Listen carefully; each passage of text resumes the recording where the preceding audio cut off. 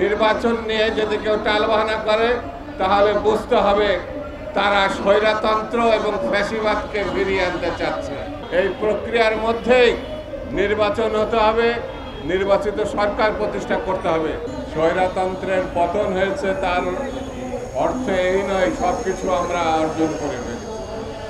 স্বৈরতন্ত্রের পতন হয়েছে গণতন্ত্রের লক্ষ্যে, মুক্তির লক্ষ্যে, স্বাধীনতার লক্ষ্যে, অধিকারের লক্ষ্যে।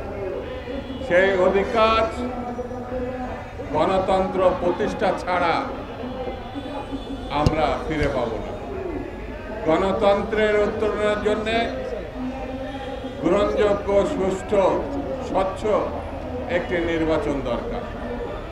সেই নির্বাচন ঘোষিত হয়েছে আগামী ফেব্রুয়ারি মাসে। জনগণ উল্লসিত হয়েছে, জনগণ প্রত্যাশা করে ফেব্রুয়ারি মাসের মধ্যেই নির্বাচন হতে হবে।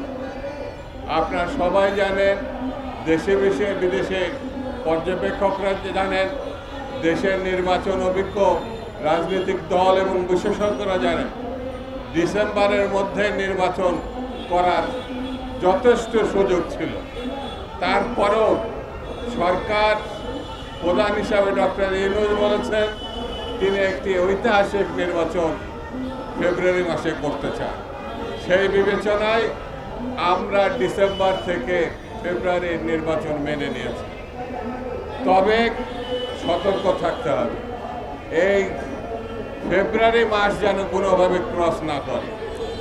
কে নির্বাচিত হবে জনগণ তা নির্ধারণ করবে, তার ভোটাধিকার ফিরিয়ে দিতে হবে।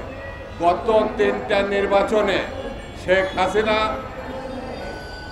বাংলাদেশের গণতন্ত্রকে কবরস্থ করেছে। শেখ হাসিনা গণতন্ত্রকে শুধু কবরস্থ করেছে এটাই বড় কথা না, এই মহিলা বাংলাদেশে গণহত্যা চালিয়েছে, আমাদের ছেলে মেয়েদেরকে হত্যা করেছে, আমাদের সম্পদকে লুণ্ঠিত করে বিদেশে পাচার করেছে। অর্থাৎ গণহত্যার বিচার এবং টাকা ফেরত আনা এটা একটা চলমান প্রক্রিয়া। এই প্রক্রিয়ার মধ্যেই নির্বাচন হতে হবে, নির্বাচিত সরকার প্রতিষ্ঠা করতে হবে। যারা আরব্ধ কাজ বিচারকে এগিয়ে নিয়ে যাবে, লুণ্ঠিত অর্থকে দেশে ফিরিয়ে আনবে, প্রয়োজনীয় সংস্কার চলমান থাকবে, এটাই সবথেকে বড় কাজ।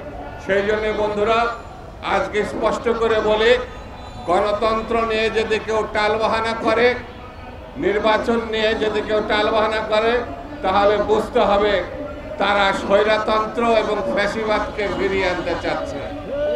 সেই জন্য আমাদেরকে সাবধান থাকতে হবে। জনাব তারেক রহমান সাহেবের নেতৃত্বে তিনি যেভাবে 16 বছর নেতৃত্ব দিয়ে ফ্যাসিবাদ মুক্ত করেছে বাংলাদেশকে, এবং তার নেতৃত্বে বাংলাদেশের নির্বাচিত সরকার আমরা প্রতিষ্ঠা করতে চাই। সেই জন্যে আমাদেরকে ঐক্যবদ্ধ থাকতে হবে দেশনেত্রী বেগম খালেদা জিয়া এবং তারেক রহমানের নেতৃত্বে। তাহলেই আমরা আমাদের আরব্ধ কাজ শেষ করতে পারব।